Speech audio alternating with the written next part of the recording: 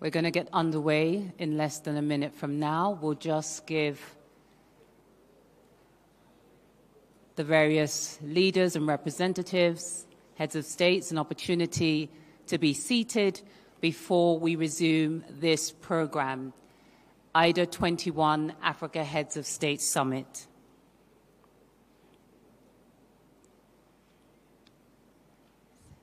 Thank you very much, Your Excellencies. Please be seated so we can resume the program.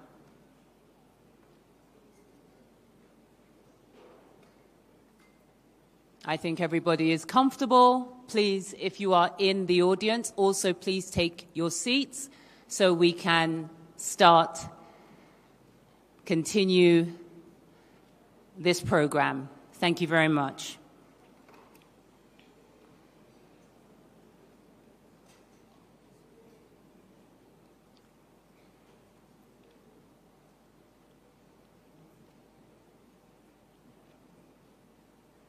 Thank you very much, Your Excellency.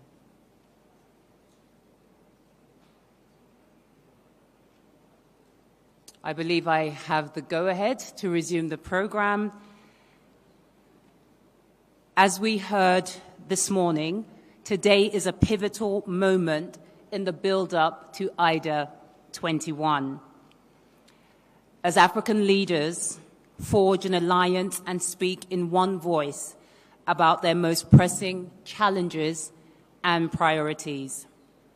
To address the continent's challenges head-on and spur transformational development, African leaders are issuing the joint communique, which is highlighting Africa's priorities.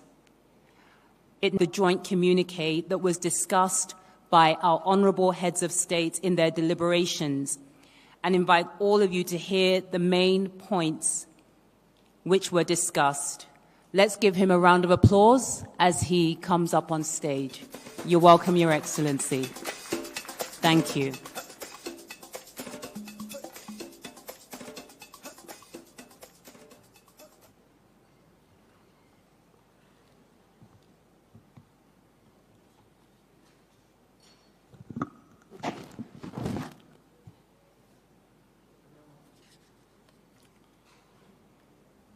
Excellences, Mesdames et Messieurs, les chefs d'État et de gouvernement, Excellences, Mesdames et Messieurs, les membres des délégations, ce que je vais vous lire n'est pas le texte intégral de notre communiqué à la suite de notre the high-level meeting that we had.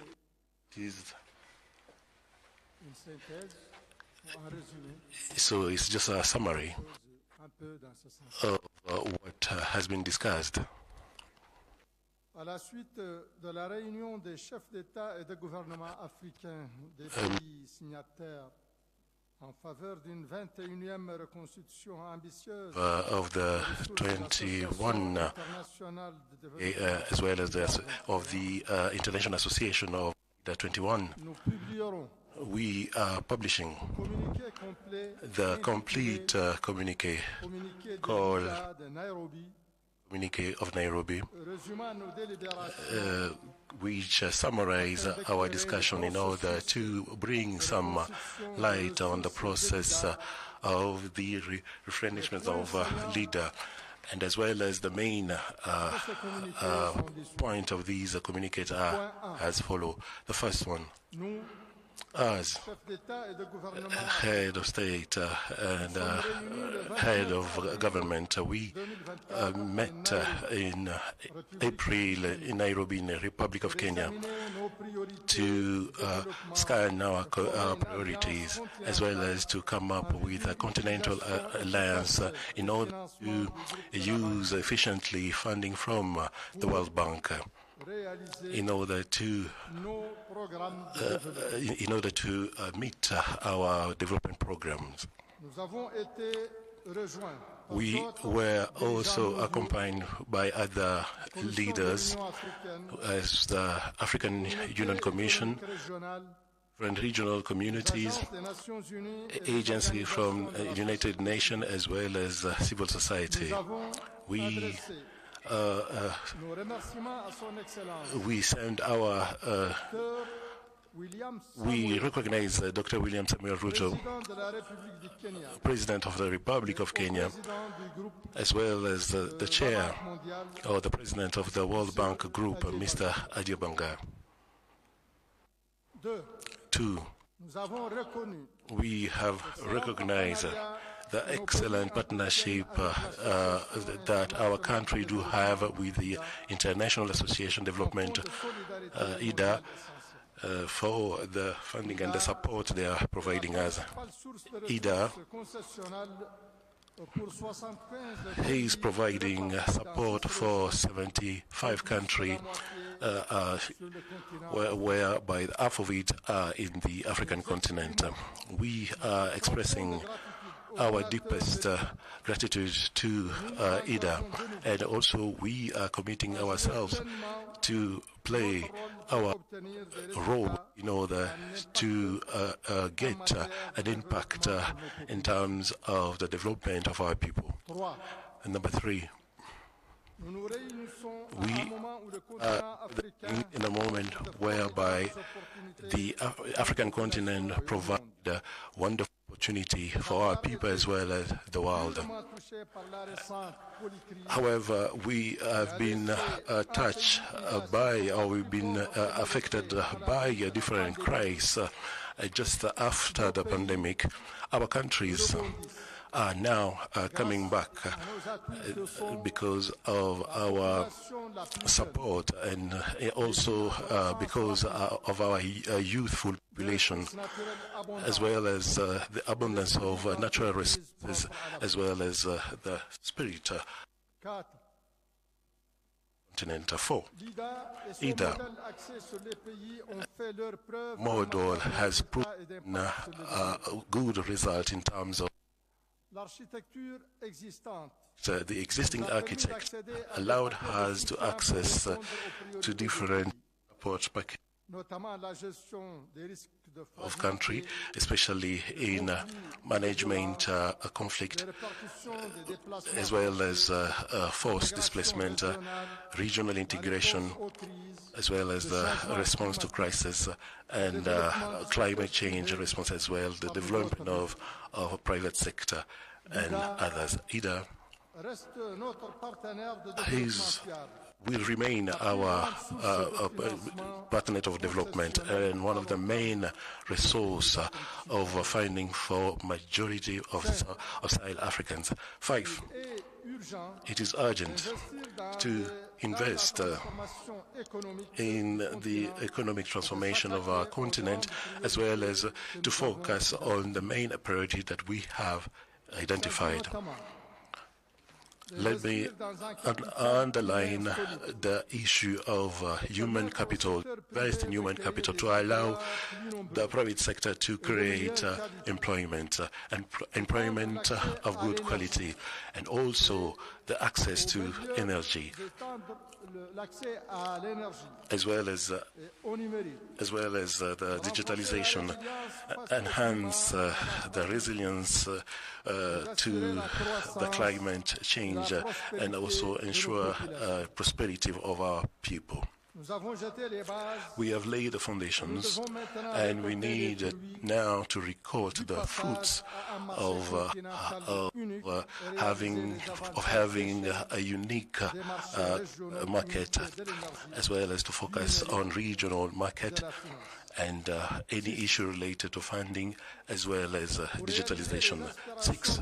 To meet the inspiration of our people, we need to create a cycle of knowledge, of policies, as well as investment and employment. We have strong capacity in terms of implementation, as well as to have concrete result. So it's a huge enterprise that requires investment. So in long terms, as well as court terms, we need to work together. As a leader, It's sometimes discouraging to realize the increased demand in terms of necessary resources in order to meet the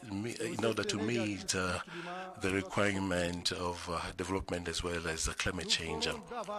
We will do our best in order to better invest by taking into account the issue of inclusivity as well as the of employment in order to stimulate the mobilizations of national resources. On the same, we need an increase in terms of private investment on the African continent as well as across the world. Number 7, we also need an increase, steady increase of financial support. IDA should at least bring more than 60 billion USD in our country during the period of IDA 20 from July 2022 up to the year 2025.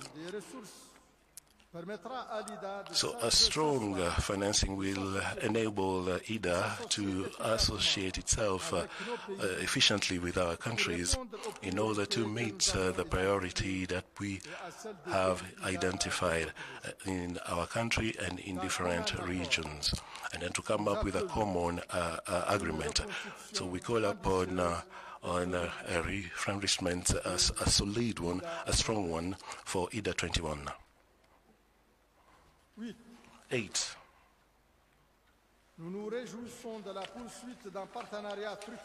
We are looking forward for a fruitful partnership between IDA and as well as the World Bank.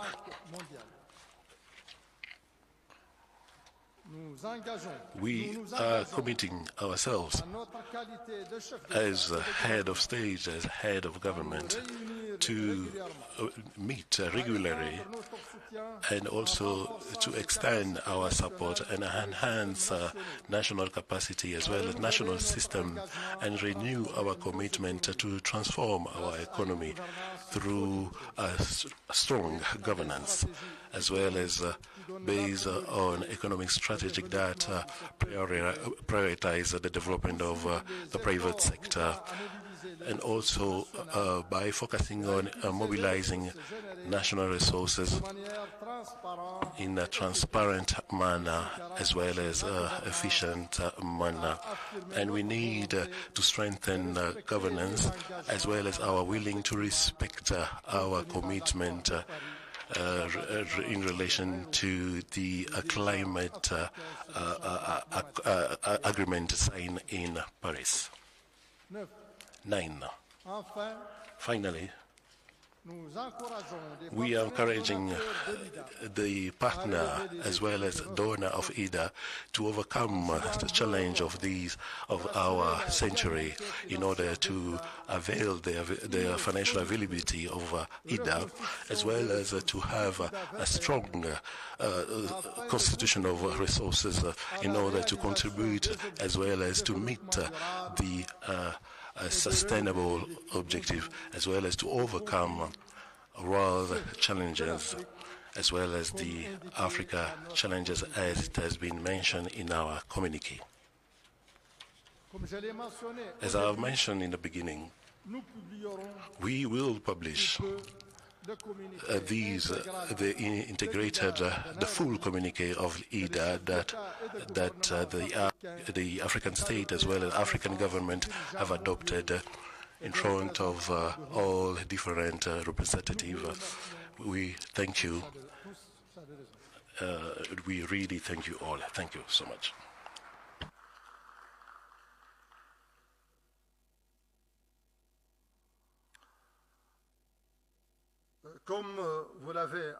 As you have heard,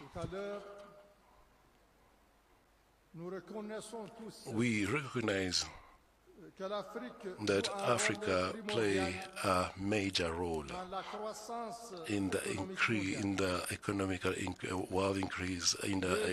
world growth.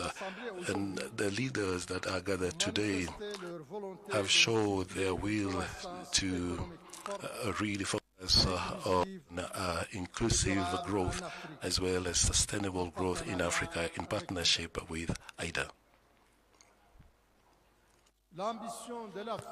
The African ambition, it is huge, very huge.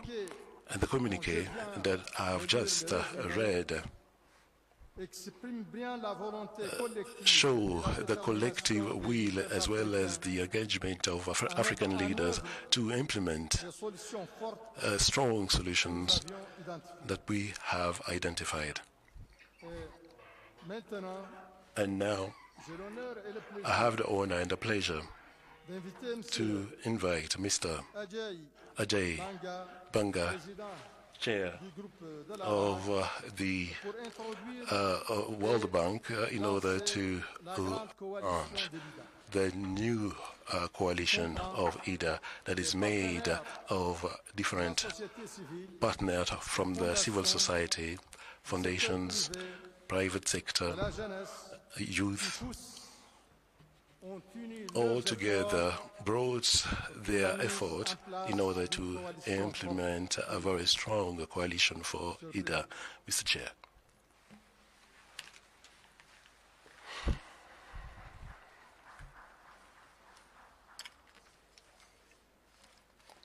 Thank you very much, Your Excellency, and once again, thank you to you and President Ruto and all the other heads of state who have been here and have helped to get us on this pathway. What's on display today is unity. Leaders from across the continent have come together to find common ground in their unique aspirations. We have put focus on how these aspirations can join with a well-resourced and efficient IDA to make generational change happen, but also how these aspirations will require work to be realized. The African continent boasts a youthful, vibrant population, the fastest growing in the world. It holds vast natural resources, fertile land, and a flourishing and entrepreneurial spirit. But on the other side are a set of well-defined challenges that have too often eclipsed these blessings. That is the backdrop we face. Africa at a crossroads. The path we choose will determine the path and the future for generations to come. Do we accept the status quo, a future where millions remain trapped in poverty, where the fundamental human right of electricity is elusive, healthcare accessibility is inadequate, and infrastructure is insufficient to support the potential of the continent and its people? Or do we seize the opportunity to unlock that potential and usher in an era of prosperity and progress? The World Bank and its people believe that the answer is clear. Africa can and must chart a course towards a brighter future. And this is not a pipe dream. We have seen the success stories in countries that took advantage of IDA, embraced good governance, invested in education and infrastructure, and fostered an environment where businesses can thrive. And in doing so, they have helped over the years to blaze a trail for others to follow. We began in the 1960s with Korea, South Korea, boasting a well-educated population but lacking capital and industry. China's story started later. In 1978, 770 million people in China lived on the edge of poverty, facing low economic growth due to lack of market competition and rigid policies on prices and mobility. India's path unfolded in the 90s and the 2000s. The country had to grapple with high poverty, held back by heavily regulated markets, dominant public sector monopolies, and unbalanced trade. Today, each of these is a country on the move. Each has transitioned from an IDA borrower to an IDA donor. But their journeys have common threads and lessons that I think are relevant for all of us. All three countries saw governments playing a crucial role in creating an environment that is conducive to growth, to private sector growth, domestic and international. They provided clarity on regulatory policy, implemented those reforms to attract that investment, domestic and foreign, and fostered a competitive landscape. Each nation benefited from a significant rise in the working age population during crucial development phases, and they invested in their people to realize that demographic dividend. And that provided a skilled and readily available workforce. Each recognized the importance of trade and competitive advantages as an engine of growth. They implemented policies to reduce barriers. They built strong domestic manufacturing and service sectors, which opened the door to rapid economic expansion. All three utilized IDA for strategic investments in education, in healthcare, in rural development, areas crucial for any developing nation. They are not alone. 36 countries have successfully graduated from IDA, 12 of them just since 2000. That is the transformative power of development assistance done right. Looking at Africa, I can see some very promising parallels. Several African nations are experiencing economic growth and implementing reforms to attract private investment. Many share a similar demographic trajectory with a projected rise in the working age population. And like these other challenges, Africa's countries also face their issues. Compared to the Asian tigers, private sector investment in Africa remains low. Infrastructure bottlenecks and limited access to finance further hinder growth. And the headwinds of debt, climate, and conflict restrain progress. So at this very juncture lies the promise of the kind of development effort that today has brought together government leaders, the international community, and the private sector. We all must be partners in progress. We have a mission-critical role to play, each of us, with governments leading on their own development agendas and IDA as their partner at the core of those strategies. The story of economic development is not a one-size-fits-all approach. But by understanding the journeys of successful nations and applying the lessons learned, Africa can chart its own course towards a much brighter economic future. First, invest in our people. A skilled, educated, healthy workforce, digitally savvy, including women, is the bedrock of any thriving economy. A skilled, educated, healthy workforce, digitally savvy, including women. We need to ensure that every child has access to quality education, from primary school to vocational training and beyond. We must work to make healthcare accessible to them. And to confront that challenge, we're using IDA to support our goal of providing quality, affordable healthcare to 1.5 billion people globally in 5 years. We just announced this in our spring meetings, expanding our work to new communities and broadening the scope of our services to include every stage of a person's life. Second, by building efficient and robust infrastructure. And I'm going to say that does not just mean rail or roads or homes or bridges, but energy and energy infrastructure. I believe access to electricity is a fundamental human right, and I believe it is foundational to any successful development effort. And yet half the population of Africa, 600 million people, lack access to electricity. And that's why at the spring meetings we announced we are working to deliver energy to 300 million Africans by 2030, 250 million with the World Bank Group, 50 million partnering with my friend Aki Nadasena at the African Development Bank. Third, support job-creating, value-added industries like agriculture and logistics, the warehousing and transport of that agriculture as an example, where the private sector could eventually come in to help farmers access new markets, entrepreneurs connect with customers, and young people access information and opportunity. So taking agriculture, it's an area of vast economic potential for Africa, but there are two problems. One, only 6 to 7% of the farmland is irrigated. And as I said in a session earlier, 37% is that same number for Asia. Two, Africa has one of the lowest rates of fertilizer usage in the world. That leads to yields that are 1/3 the global average. If we focus our investment in the right fertilizer and the right soil and irrigation, we can responsibly grow crops and grow opportunity. Made in Africa, and for the world. That's the objective. So we've discussed 5 main areas where we believe jobs growth and the future of Africa can come from. Energy and the downstream effects of energy, not just generation and distribution, but what it enables. Infrastructure, rail, logistics, warehousing, transport, roads, homes. Third, healthcare. Think of the primary health centers in that 1.5 billion people pledge. They will create jobs for nurses, medical technicians, doctors, PPE manufacturing, medicine manufacturing. And then agribusiness, as I just spoke to. And last but not least, tourism, an area in which Africa has already made some progress, but the opportunities are limitless. The World Bank is committed to playing its part in all of these areas. We will continue to provide financial resources, technical expertise, and policy advice. We commit to working alongside governments to help implement difficult reforms as they pursue them. But we are joined in this endeavor by an army of friends and partners from the private and advocacy sectors. In a few moments, you will hear from leaders of this unique coalition who are taking early action in support of IDA and Africa. They are essential in our push to make sure that governments have the resources and the support that they need to realize the potential we are speaking of.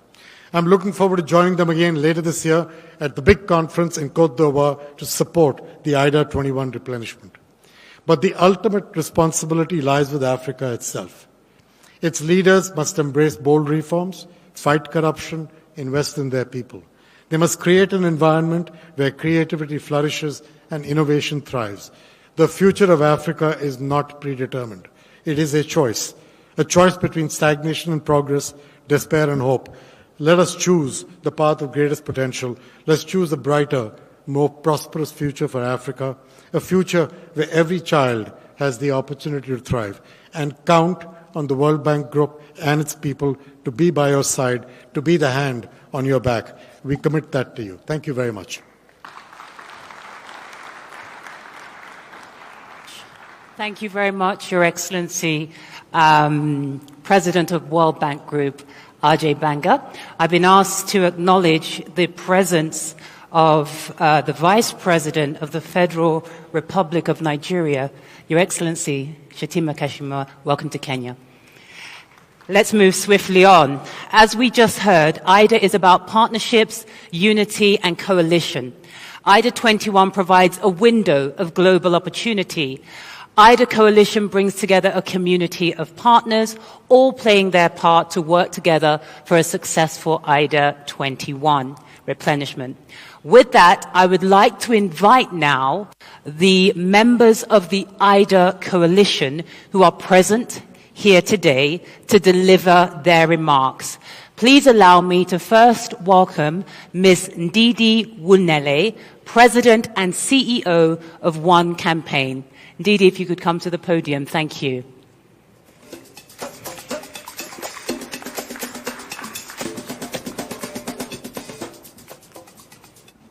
Good afternoon, Your Excellencies. I'm standing on existing protocols.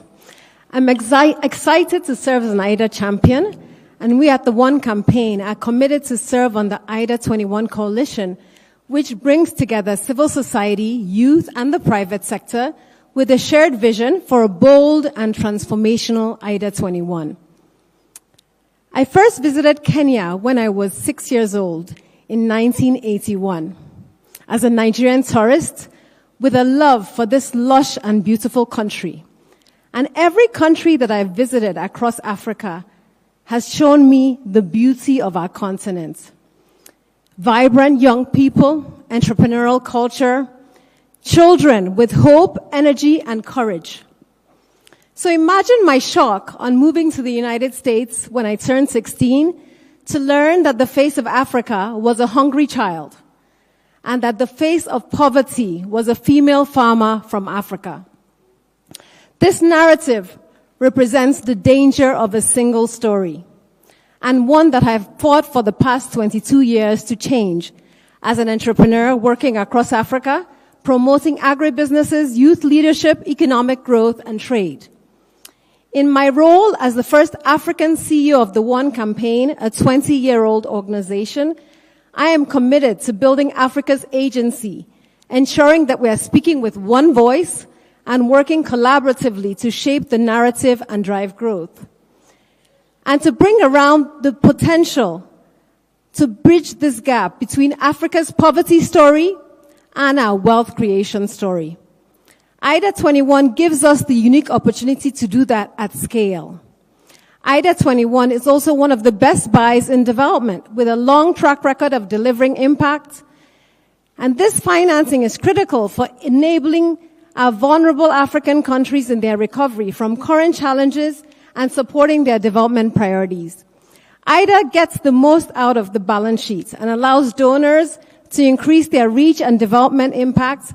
Every $1, as we've heard today, in donor funding contributes and generates $3.5 in financing. This is value for money. IDA's support is grounded in countries' needs, their priorities, and performance, putting IDA countries in the driver's seat in shaping their destiny. Such an ownership is critical for durable progress.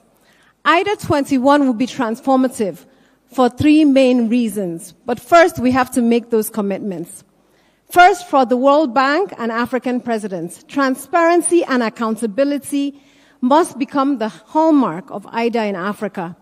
This requires clear milestones, robust communication, and consistent citizenship engagement, which will build the much-needed trust that we need for these funds to be used. Our work at the One campaign is grounded on boosting African agency in global decision-making. And we're collaborating with African partners, civil society, to make this a priority. And we're going to be engaging our One activists across the world, especially in our African countries, to join the efforts to hold our governments accountable, to utilize the IDA funding to deliver impact on the ground. Secondly, IDA donors, we need you to step up. We are not we're very clear-eyed about the challenges that you're currently facing, the political headwinds in your country. But we need you to recognize that this is a critical time to partner with Africa. And we need you to increase your commitments by at least 25% so that IDA21 will meaningfully break the $120 billion mark. Now, Africa's civil society and private sector. IDA is different because civil society and private sector will be there working alongside government and the World Bank to deliver impact. We at One have witnessed at first hand what decision makers can do if we work collaboratively to surmount challenges. We need decisive action. We need resolute leadership. And now is the time to work together to achieve that. I'm more convinced ever before, when I was a 6-year-old child, that we, Africa, must change that narrative. I recognize that as humans, we're often jaded, and some adults in the room say we've seen it all. But as Africans, we can choose either hope or fear. And I choose hope. In spite of the climate change, the debt, the economic crisis, the civil unrest, I choose hope, and I enjoy you to join me in choosing hope. I'm more convinced today that because of our collective commitments to transformation, that in our lifetime, we will change the face of Africa from a hungry child to a successful female entrepreneur. There's an African proverb that says, if you want to go fast, go alone. If you want to go far, go with others. We have no choice but to go fast and far together. And to do that, we need to work with excellence, integrity, courage, and boldness, leaving our egos, our logos, and flags at the door, and committing to leave Africa better than we found it. Thank you so much. Thank you very much, Ndidi, for your remarks. We do have more coalition champions to hear from, but I'm going to ask extremely politely, those of you who still have remarks to make, please, please, please try to summarize into 1 minute, because we truly are out of time. Allow me to welcome Ms. Sela Bokongo, youth influencer, co-founder and CEO of Jacob's Ladder Africa, representing the all-important cross-section of African youth. Sela, please. Thank you. Your Excellencies, development partners, ladies and gentlemen, I had a 3-minute speech, but I'll summarize it with my last statement, which I think and hope will communicate my heart and the hearts of many African youth and what they would love, especially our African leaders, to hear. Africa stands in a David and Goliath battleground, facing a myriad of challenges, which together can seem insurmountable. You stand, our leaders, as generals leading this army. But the truth is, 60% of your army stands behind you, unequipped and therefore helpless. We urge you to take this moment that could be the pivot that Africa needs to empower your foot soldiers so that together we can realize our common shared prosperity. This is why, as young people, we're not merely asking you what you can do, the various things that have been listed here today. We're availing ourselves so that we can co-create the solutions that need to be created specifically for young people. One in particular that I must mention is a systems change approach to development that allows for job creation being mapped within all the projects while skilling the continent's workforce. And all we need is your goodwill, your leadership, and your resolve. I thank you. Thank you, Stella, for those remarks. Please allow me to invite everyone who's somebody well known to us, Mr. James Mwangi, CEO of Equity Group. You're welcome to the stage. Let's give him a round of applause, please. Thank you.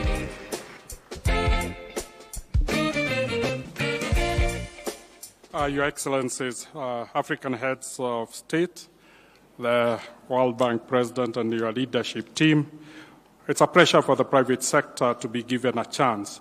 The private sector is a partner to the public sector and, of course, the government. We acknowledge and applaud the support the African public sector is being given. It develops the infrastructure that creates an enabling environment for the private sector. It invests in soft infrastructure like education and health, and we enhance the productivity of the African continent. But it will be necessary, Mr. President, to boost the capability of the private sector in two aspects. The private sector sweats and utilizes the infrastructure that is built with public funds. And that is the only way that you can enhance the return on the infrastructure being built in the African continent. We need the young population being educated to get jobs. The jobs are coming from the SMEs. The SMEs need to access funding. Private sector can provide funding, but SMEs require blended finance. And IDA would be a huge partner for the private financing. Secondly, the supporting the private sector leads to an integrated development approach, where you are developing from the private sector and the citizens themselves become active participants through private sector leading. Lastly, is the private sector, together with the donor community, together with the philanthropist, could use the support of VIDA as a blended finance to ensure inclusion. Nobody should be left behind as Africa transforms. And this is essentially then helps in de-risking and capacitating those at the bottom of the pyramid. Lastly, is to thank IDA, the World Bank Group, for listening to the voice of Africa. Africa knows what matters most, what the priorities are. So with listening to the voices of Africa, IDA's funds can only be more relevant to the needs of Africa. Thank you very much, Your Excellency. Thank you, James Mwangi. I would now like to welcome on stage Nia Bardea, CEO of Bridgewater Associates. Welcome to the stage. Thank you. It's amazing to be here, and thank you for having us. And a special thank you to President Ruto and the government of Kenya for hosting all of us in your amazing country. Also, my thoughts go out to all the people impacted by the recent natural disasters.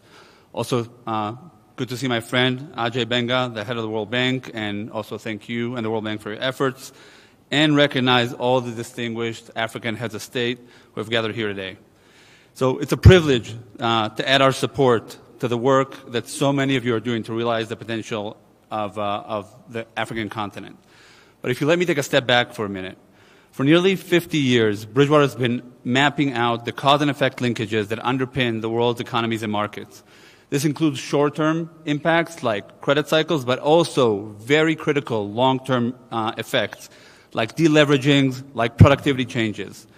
That systematic mapping helps us understand where the world is likely headed, which we use to advise our clients and to manage portfolios of over $100 billion.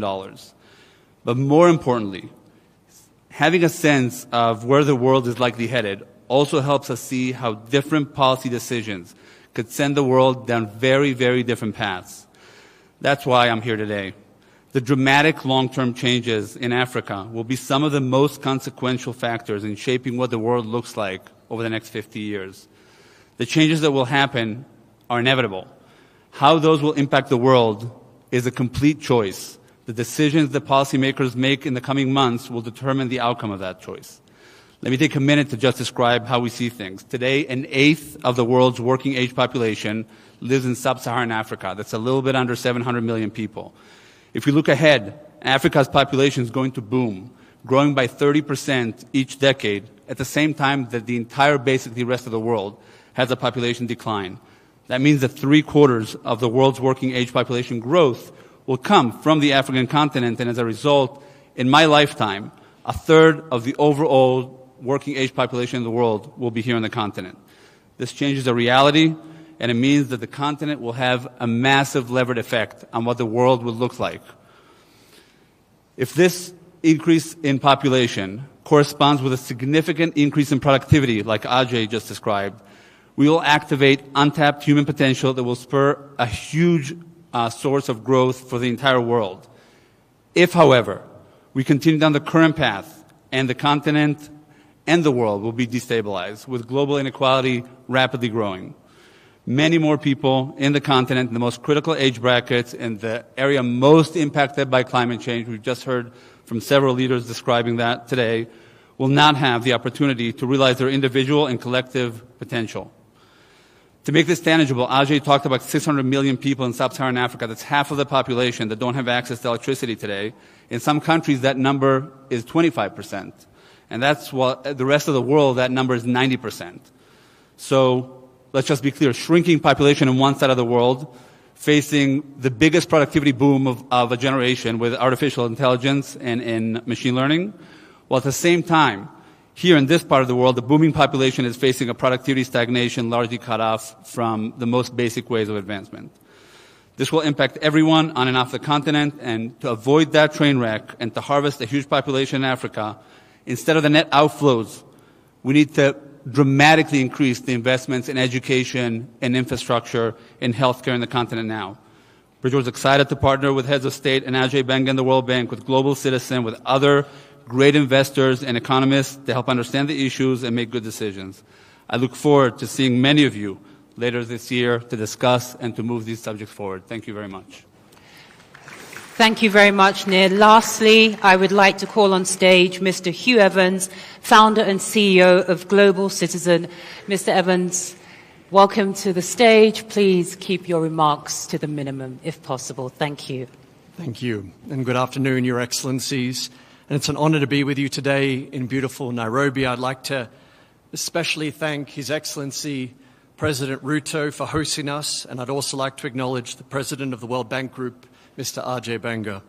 My name is Hugh Evans, and I'm the co-founder and CEO of Global Citizen, the world's largest movement of citizens taking action for the eradication of extreme poverty now. And I'm here today with our partners, Nir Barday of Bridgewater Associates, to share our support for IDA. Global Citizen's work on the continent began in 2018 when we hosted Mandela 100 in Johannesburg, where we brought Beyoncé and Jay-Z and 500,000 global citizens to Johannesburg, South Africa, to celebrate the life and legacy of Madiba. This first campaign brought 5 African heads of state to Johannesburg and ultimately mobilized $7.4 billion in the fight to eradicate extreme poverty. And since then, we've been honored to be welcomed by the governments of Ghana, Nigeria, and Rwanda who've supported the expansion of Global Citizen across the continent. And now there are over 500,000 global citizens who have taken more than 8 million actions for the eradication of extreme poverty. Today marks a significant new chapter in our efforts and our partnership with the continent. And over the last 2 years, we've met with heads of state across the continent, including President Chikwera of Malawi, President Paul Kagame of Rwanda, President Akufo-Addo of Ghana, and President Masisi of Botswana, and our host, His Excellency President Ruto. In all of these meetings, we've seen a common theme, and that common theme has been the massive population shift that we see across the continent and the need, as Nia Bade just said, for urgent public investment to ensure this booming population is an asset for the continent and for the world. That's why I'm honored today to announce that Bridgewater Associates and Global Citizen will host an economic summit on October 9th and 10th in Abidjan, Côte d'Ivoire, and we're grateful for the support of His Excellency Alassane Ouattara, President of Côte d'Ivoire, represented by the Prime Minister Robert Begley Mambe, as we gather heads of state, finance ministers, private sector leaders, and civil society, all to support the IDA21 replenishment. Thank you, for Your Excellencies, for the opportunity to share this announcement with you today, and we look forward to seeing many of you in Abidjan on October 9th and 10th. Thank you. Thank you very much, Hugh. On that note, let's give the IDA champions a round of applause. Thank you. And now we are going to move to a photo session. Ladies and gentlemen, I would like to invite our heads of states onto the stage. I believe I'm going to be given assistance and help by protocol persons. We would like to invite our heads of state. So if you're not a head of state, you don't come up to the front for this photo opportunity with the help of Michael and Chief of Protocol. So if you could please, heads of state, just come towards the steps here so we can get this photo, and then we're going to have closing remarks from His Excellency, the President of the Republic of Kenya.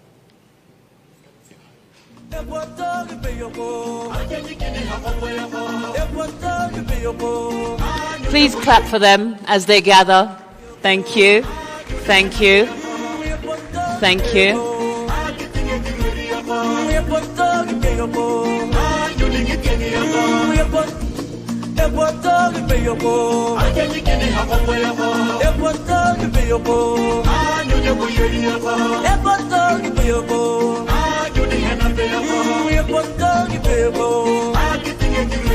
Thank you. Thank you very much. Thank you very much, heads of states. If you could please return to your seats. And I would ask humbly His Excellency President William Samoei Ruto, President of the Republic of Kenya, to remain on stage. I'm going to hand over to His Excellency to give some closing remarks. Let me once again register my profound appreciation for your gracious acceptance of my invitation for attending this very crucial summit. The Nairobi IDA communique, which we adopted today, outlines the pressing developmental imperatives of Africa and our steadfast commitment to transformative progress, building upon the outcomes of the Africa Climate Summit. Let us have a moment of reflection. In September 1973, Kenyatta International Convention Center, the building where we are today, was opened, and it hosted the first annual meeting of the World Bank and IMF in Africa. Robert McNamara was the World Bank president at the time, and he emphasized poverty, eradication, and elimination of inequality. Today, 50 years later, we stand in the same venue, joined by the President of the World Bank, Ajay Banka, to convene for the IDA21 Replenishment Summit, continuing our collective effort in the fight against poverty and inequality. The escalating debt burdens, compounded by the impact of climate change and the economic scars of COVID-19 pandemic, underscore the necessity for accessible, affordable, and long-term financing, the primary discussion of our conversation today. The imperative and urgency of achieving replenishment target of at least US $120 billion cannot be overstated. I extend my heartfelt appreciation to my friend, Mr. Ajay Banka, the president of the World Bank Group, for his exemplary leadership and unwavering dedication to reforming the bank to effectively address the myriad global challenges and advance the developmental aspirations of Africa and other developing nations. I thank my colleagues, heads of state, for their stewardship and leadership in taking us through the conversation and getting us to this point. Even as we advocate for a robust IDA21 replenishment as African heads of state, we also call for a strong replenishment of the Africa Development Fund, of the Africa Development Fund Group. The forthcoming 17th replenishment of the ADF should be doubled to 25 billion per replenishment cycle, thereby facilitating greater levels of concessional financing to its 37 low-income member countries, which will also complement IDA. I want to thank Ajay for working with Adesina on this subject. With utmost humility, I extend my sincere gratitude to Your Excellencies for your active and resolute engagement. On behalf of all of us, I extend my appreciation to the President of the World Bank once again for his steadfast commitment and standing in solidarity with Africa and developing our region as we collectively champion the journey towards climate resilience and green industrialization. Ladies and gentlemen, Excellencies, I thank you. A round of applause for His Excellency, the President of the Republic of Kenya, William Samoei Ruto. My name is Yvonne Dege. It has been a pleasure hosting this very important event. I'm now handing you over into the very safe hands of Michael Gitonga to give you instructions for the rest of the day. Thank you. Thank you, Yvonne. And mine is very simple. It's really just to announce the exit protocols. We have a state luncheon, which is strictly invite only, which is going to be at the Comesa grounds. And after that, we also have a cocktail for the delegates invited by World Bank. So at this point, I'll request that we all be upstanding and rise as we allow the Excellencies to leave and proceed to the state banquet. And it's invite only. So without an invite, kindly desist from going. The rest, we'll all now go for the cocktail, which is at the other tent, the World Bank tent, which is sponsored by World Bank. Otherwise, do have yourselves a wonderful evening. Take care of yourselves and each other. God bless.